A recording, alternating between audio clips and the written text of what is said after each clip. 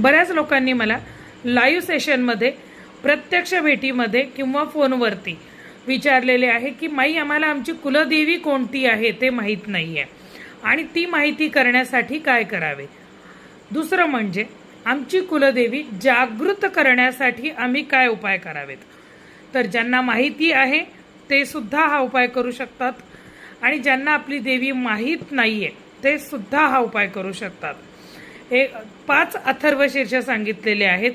आपल्याला फक्त गणपती अथर्वशीर्ष माहीत आहे, पण तसेच अथर्वशीर्ष बाकी सुद्धा देवतांचे आहेत.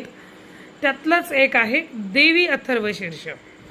गुगलवरती जर तुम्ही सर्च केलं तर तुम्हाला सापडून जाईल. त्याची एक प्रिंट काढावी, त्याचे अनुष्ठान करावे. 108 दिवस, 51 दिवस किंवा दररोज 3 वेळा, 7 वेळा, 11 वेळा. त्याने तुमची कुलदेवी जागृत होते.